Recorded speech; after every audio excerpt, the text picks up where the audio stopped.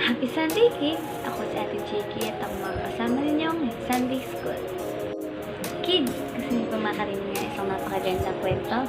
Tara at alamin natin ang kwento ni Moses at kung paano kumilos sa kanya ang Panginoon. Ops, ops, ops! Kids, bago natin simulan ang ating kwento, tayo muna ay manalangin. Kids, ipikit natin ang ating mga mata, iyoko natin ang ating mga ulo at tayo inuuna. Panginoon, pinupuri ka po namin at salamatan sa araw na ito. Magpasalamat po kami sa buhay at kalakas na patuloy mong pinagkakaroon sa amin. Magpasalamat po kami sa pagtupad mo po ng aming mga kahilingan at bibigyan niyo po ng biyaya sa amin. Panginoon, protektahan niyo po kami sa lahat ng masama. Kayo po ang may sentro ng aming buhay. Kayo po ang kumilos sa aming buhay. Ito po ang samot na langis, pangalan ni Jesus. Amen. Kids, makinig kayo dahil mamaya ay may inanda akong tanong para sa inyo. Tara't na!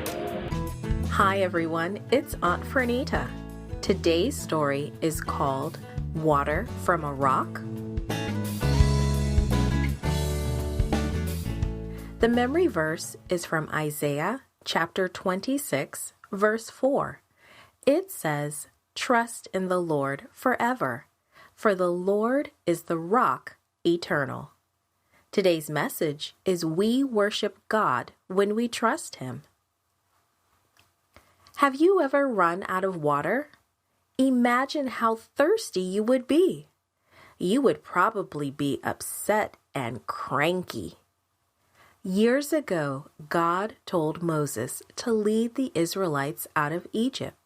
Moses did, but they had a water problem. This is how it happened. The Israelites were out of water again. So they started complaining to Moses again. "Why did you bring us out of Egypt to die in this desert?" they grumbled. "There's nothing good to eat here, and there's no water to drink." They didn't mumble about this just once or twice. Again and again they complained, their voices growing louder and louder. How many times had Moses heard that? In fact, the people had complained about having no water 40 years earlier. At that time, God had told Moses to strike the rock, and water had gushed out. Gallons and gallons of water had poured out, and it kept pouring from out of the rock as long as the people were there. So here they were again, without water. Instead of trusting God to care for their needs, they grumbled and complained. And Moses, as he always did, turned to God for help.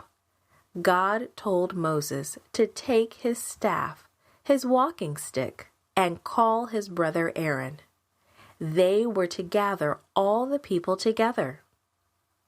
"Speak to the rock before their eyes, and it will pour out its water," God said. Moses had been patient for a long, long time. But after 40 years of listening to the Israelites grumble, he had heard enough. He was angry. He was tired of their grumbling and complaining. Once more, they were showing that they did not trust God. Moses was so irritated that he forgot it was God who had caused all the miracles to happen. God had caused water to flow out of the rock 40 years before. Only God could cause it to flow again. But Moses forgot. He felt he was the one who could make the water come from the rock. "Listen, you rebels. Must we bring you water out of this rock?" Moses yelled at the people. But he didn't speak to the rock as God has commanded. He raised his arm and hit the rock twice with his staff, and God made the water gush out. Moses may have felt quite pleased with himself for a moment. He'd probably wanted to yell at the people for a long time. And it may have felt good to hit that rock. But Moses had given the impression that the power to make the water flow had come from him and Aaron. So God was dishonored. If Moses had obeyed, it would have reminded the people that although Moses was their leader, he got all his instructions from God. Then God spoke again in his calm, gentle voice. Moses, Moses, you did not trust me, not even to honor me as holy in the sight of the Israelites. God said, because of that, you will not bring this community in the land that I give them. Immediately Moses realized what he had done. He too had forgotten to trust God. He had forgotten for a moment who was really leading Israel. For 40 years, Moses and Aaron had struggled in the wilderness. For 40 years, they had led God's people. But Moses and Aaron could not go into the promised land. The Israelites had to learn that whoever their leader was, that person had to trust God completely and honor all of God's instructions. God wants us to honor and worship Him. He wants us to trust Him. He wants us to know that He will be with us every day. We worship Him when we do what He asks of us, and we worship Him when we trust His leading. Okay kids, para sa ating verse of the week ay matatagpuan ito sa Exodus chapter 17, verse 5 to 6. And said, the Lord said to Moses, go on ahead of people and take some of elders of Israel with you. Take in your hand the staff with which you struck the Nile in blue. I will be standing there in front of you on the rock at Horeb.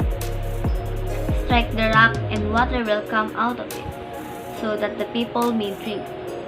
Moses did so, in sight of the elders of Israel. Okay kids, ang ating matutunan sa kwento ay tayo ay sumunod sa ating Panginoon at tayo ay maniwala at magtiwala sa Kanya dahil sabi nga nila, nothing is impossible to God. Lahat na iniisip mong imposible ay posible sa ating Panginoon. Kids, nakinig ba kayo sa ating kwento? Ngayon ay handa ang tanong para sa inyo. Unang tanong, sino ang pangunahing tauhan sa kwento? Pangalawa, saan sila nakakuha ng tubig?